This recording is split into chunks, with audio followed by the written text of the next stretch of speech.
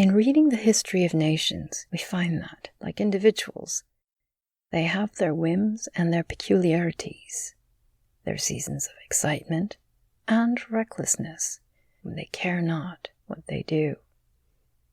We find that whole communities suddenly fix their minds upon one object and go mad in its pursuit, that millions of people become simultaneously impressed with one delusion and run after it, till their attention is caught by some new folly more captivating than the first.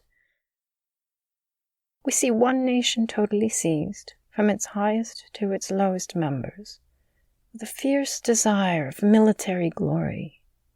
Another is suddenly being crazed upon a religious scruple, and neither of them recovering its senses until it has shed rivers of blood and sowed a harvest of groans and tears to be reaped by its prosperity.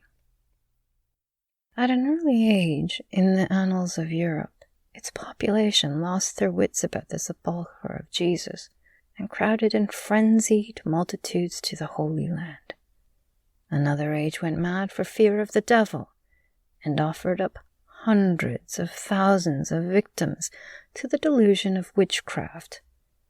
At another time, the many became crazed on the subject of the philosopher's stone and committed follies till then unheard of in the pursuit. It was once thought a venial offense in many countries of Europe to destroy an enemy by slow poison. Persons who would have revolted at the idea of stabbing a man to the heart drugged his pottage without scruple. Ladies of gentle birth and manners caught the contagion of murder until poisoning under the auspices became quite fashionable. Some delusions, though notorious to all the world, have subsisted for ages, flourishing as widely among civilized and polished nations as among the early barbarians with whom they originated.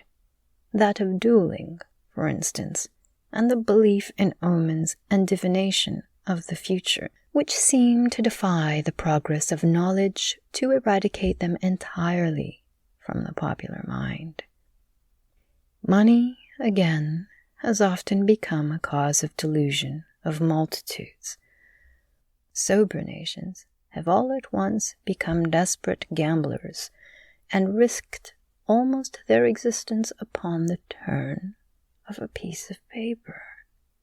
To trace the history of the most prominent of these delusions is the object of the present pages. Men, it has been well said, think in herds. It will be seen that they go mad in herds, while they only recover their senses slowly and one by one.